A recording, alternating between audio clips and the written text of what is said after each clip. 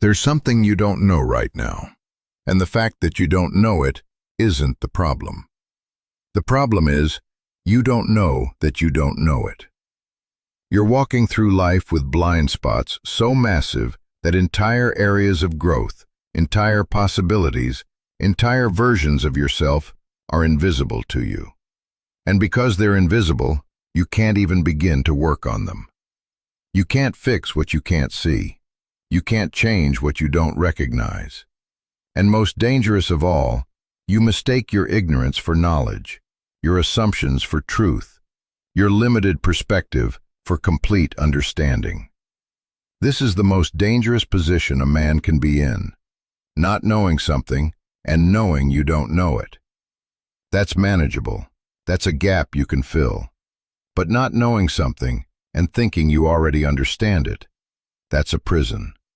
A prison with invisible bars where you're convinced you're free, while your ignorance quietly shapes every decision, every relationship, every outcome in your life.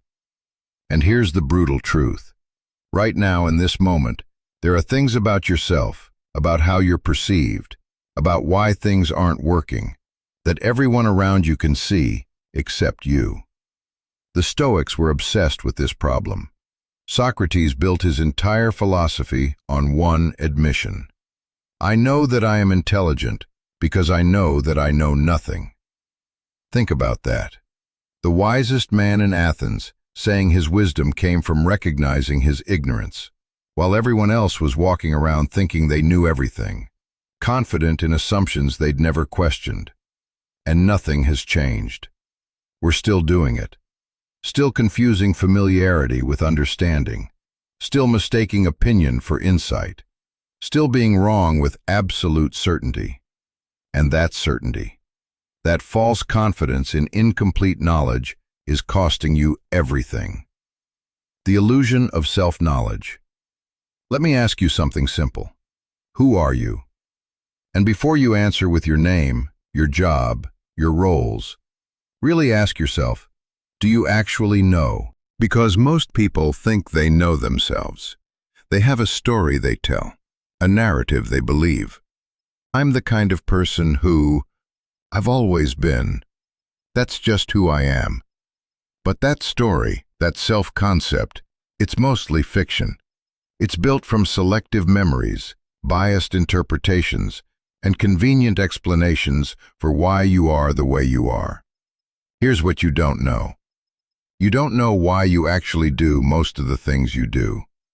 You think you're making conscious decisions, but research shows that most of your behavior is driven by unconscious patterns formed years ago. Triggers you don't recognize, biases you can't see, defense mechanisms you've run for so long you think they're personality traits. You're being controlled by programming you don't even know exists. You don't know how you actually come across to others. You have an image in your head of who you are, how you're perceived, but it's distorted, shaped by your intentions, by how you want to be seen, not by how you're actually received. That thing you think makes you look confident might read as arrogant. That quality you think is strength might be rigidity.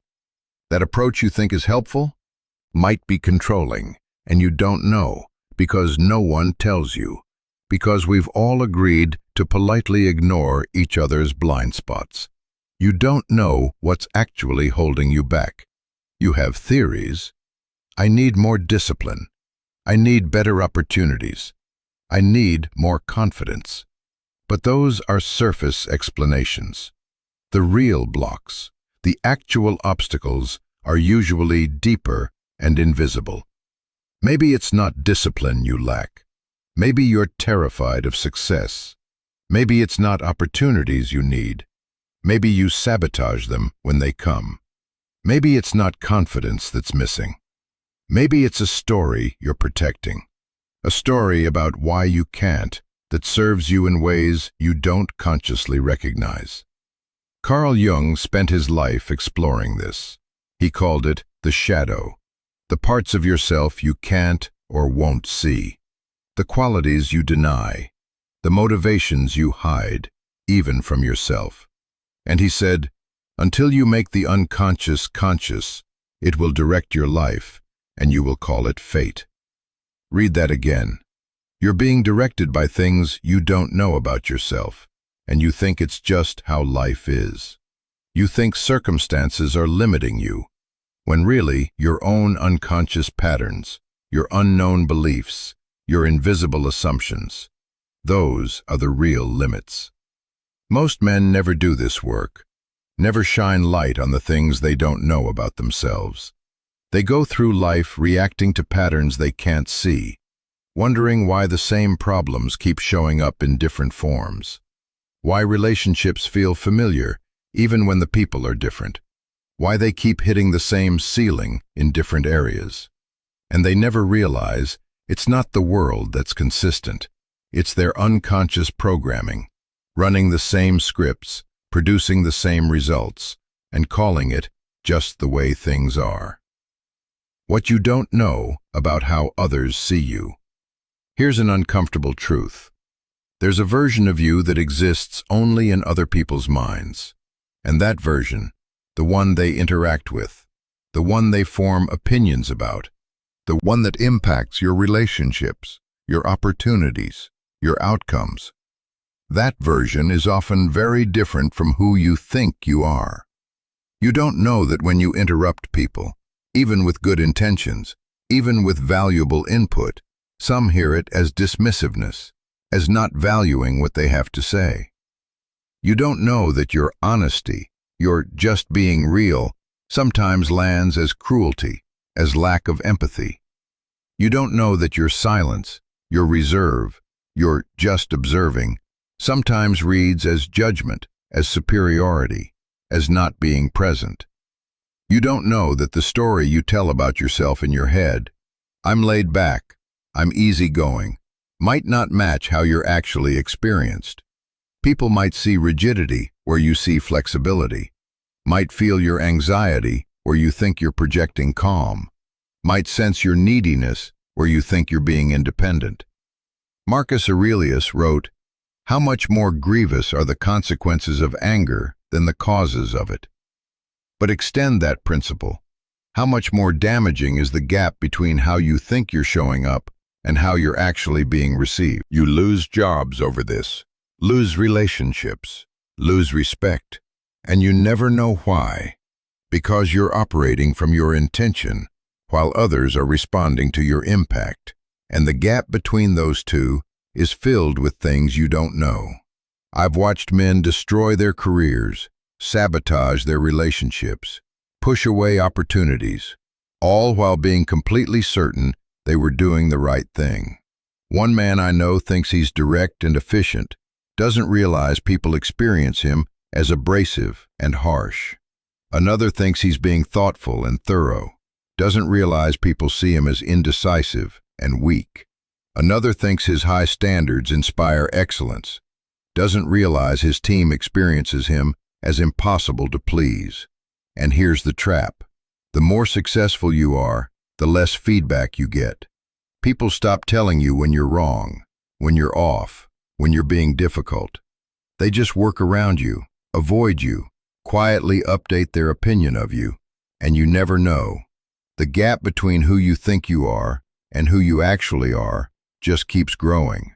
This is why Epictetus taught, it's impossible for a man to learn what he thinks he already knows. If you're certain you know how you come across, if you're confident in your self-image, you can't learn what's actually true. You can't see the gaps.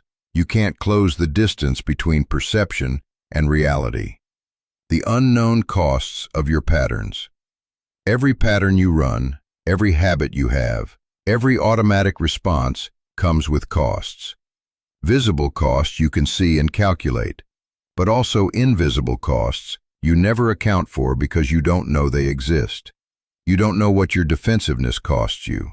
Sure, you win the argument, you prove your point, but you don't see the trust that erodes, the connection that weakens, the times people decide it's not worth bringing things to you because they know how you'll react. You count the victories.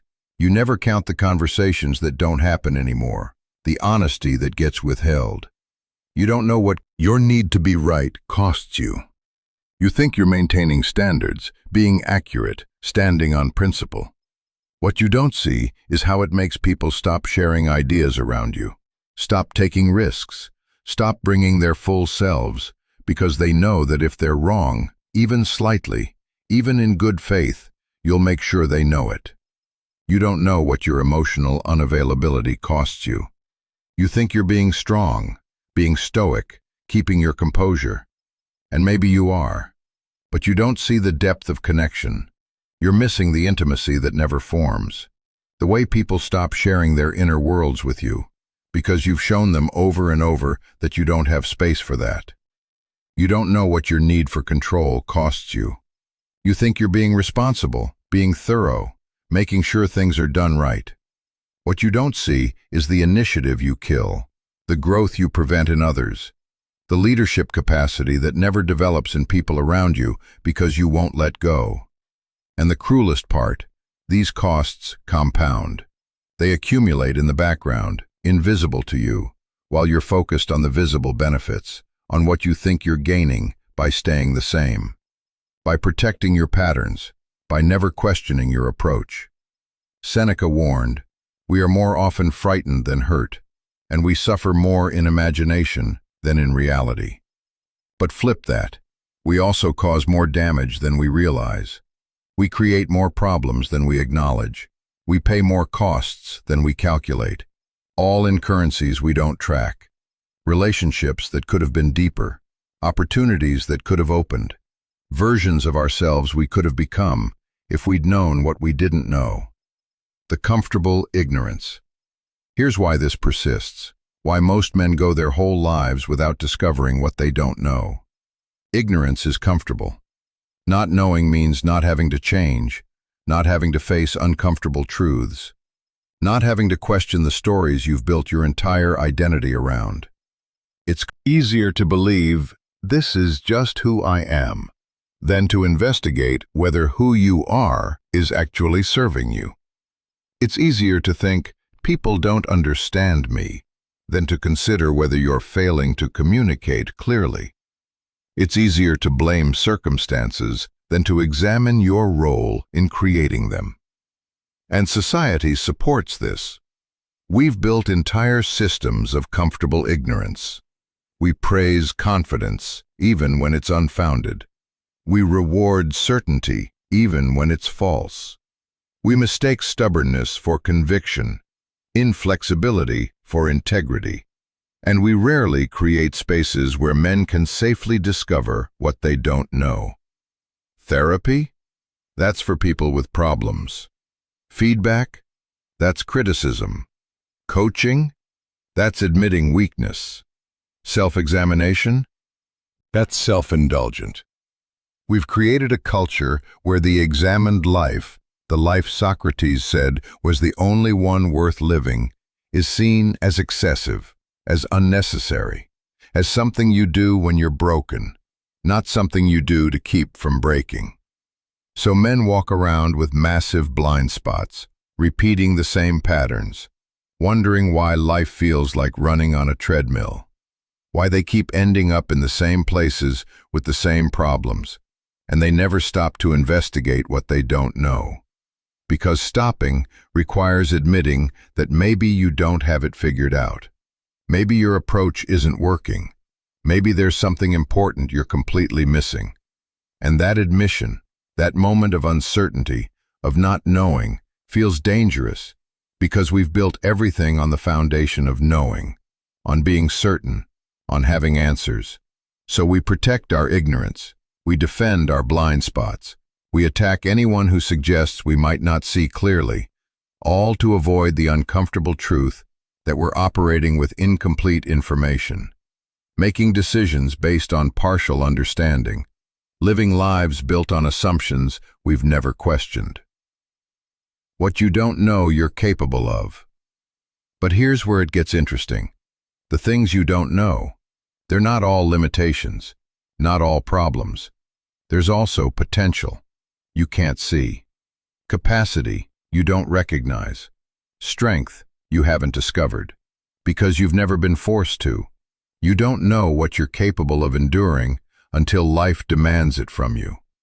You've set limits based on past experience, based on what you've survived so far. But those limits are arbitrary. They're not actual boundaries. They're just the edge of your current understanding. You don't know what you could build if you stopped protecting yourself from failure. You've been playing it safe, staying in your competence zone. And you think that's your limit. You think, I'm not the kind of person who... But you don't actually know that, because you've never really tried, never pushed into the territory where failure is likely, where success isn't guaranteed. You don't know who you could become if you stop defending who you've been.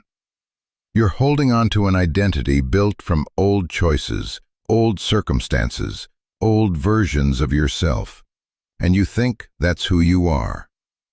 But identity isn't fixed. It's not permanent. It's just the story you keep telling. And if you stop telling that story, if you questioned those assumptions, you might discover you're capable of being someone completely different. Viktor Frankl discovered this in Auschwitz, in the worst possible conditions. He found capacity. He didn't know he had, meaning where there shouldn't have been any. Choice in a place designed to eliminate it. Not because he was exceptional, but because circumstances forced him to discover what he didn't know about himself. You probably won't face a concentration camp, but the principle holds. You're carrying unknown capacity, dormant potential, unexplored possibilities. And the only reason you haven't discovered them is because your current life doesn't require them. You've built comfortable enough conditions that you never have to find out what you're really made of. And here's the tragedy. In that comfort, in that never pushing to the edge, you go to your grave never knowing who you could have been, what you were capable of, what you had inside you all along. And you mistake that limited expression of your potential for your complete self. Epictetus taught, first say to yourself what you would be, and then do what you have to do. But you can't say what you would be if you don't know what you could be, if you're trapped in the assumption that who you've been is who you are. If you never investigate the unknown territories of your own capacity, the practice of discovery. So how do you discover what you don't know? How do you see the blind spots? How do you find the edges of your ignorance? It starts with admitting you have them, with accepting that right now, in this moment, you don't see clearly. You don't have complete information. You don't fully understand yourself or how you impact others. And that admission, that's not weakness. That's the beginning of actual wisdom. Socrates again. I know that I know nothing. The smartest man in Athens made his ignorance his starting point. Not his shame, not his secret. His starting point. Here's what practical discovery looks like. You ask for feedback, not validation. Not, what do you think, when you want agreement? But, where am I blind? What do I miss? How do I come across when I don't realize it? And then, here's the hard part. You actually listen. You don't defend. You don't explain. You don't rationalize. You just receive. Because even if the feedback isn't perfectly accurate, even if it's colored by someone else's issues, there's signal in there. There's information about how you're being experienced. You examine your patterns. You look at the situations that keep repeating, the conflicts that feel familiar, the outcomes you keep creating. And instead of blaming circumstances, instead of explaining them away, you ask, what's my role in this? What am I contributing that I can't see? What pattern am I running unconsciously? You seek discomfort deliberately, because comfort is the enemy of discovery. When you're comfortable, when everything's familiar, you never have to confront what you don't know. But when you push into new territory, when you try things you're not sure you can do, when you put yourself in positions where your usual patterns don't work, that's when you discover what you didn't know about yourself. You study yourself like Aurelius did. He kept journals. private writings where he examined his own behavior, his own reactions, his own patterns. Not for anyone else to see, just for himself to understand. Why did I react that way? What was I protecting? What assumption was I operating from?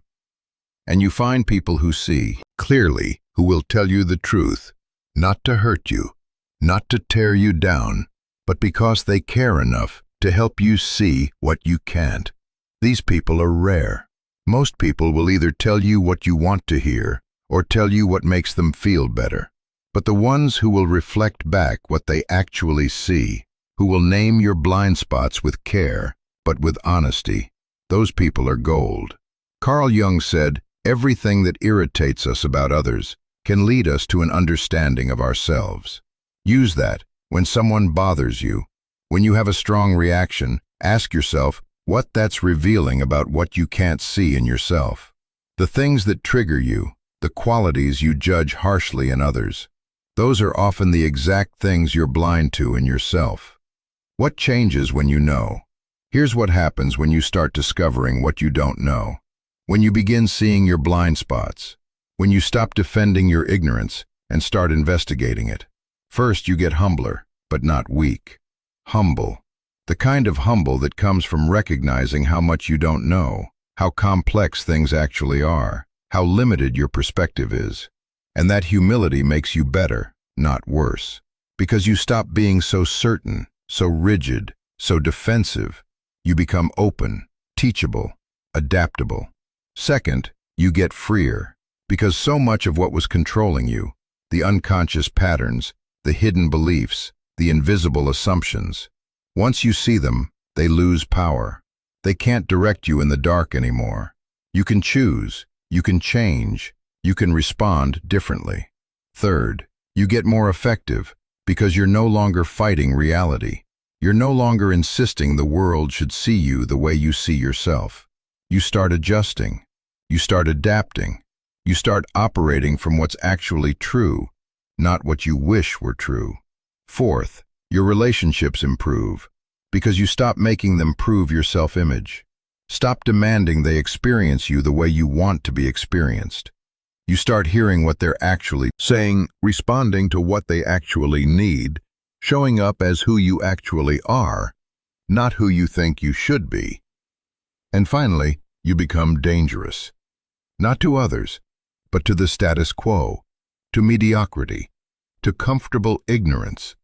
Because someone who knows what they don't know, who's actively investigating their blind spots, who's willing to be wrong, to update, to change, that person is unstoppable.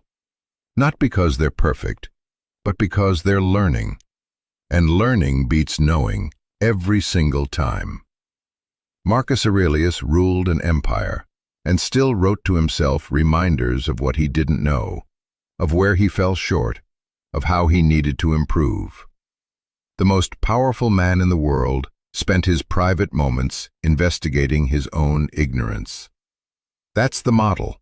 Not pretending you have it figured out, not projecting certainty you don't feel, but doing the uncomfortable work of discovering what you don't know, and then having the courage to change based on what you find. The invitation. So here's what I'm asking you to do. Not tomorrow, not eventually, right now.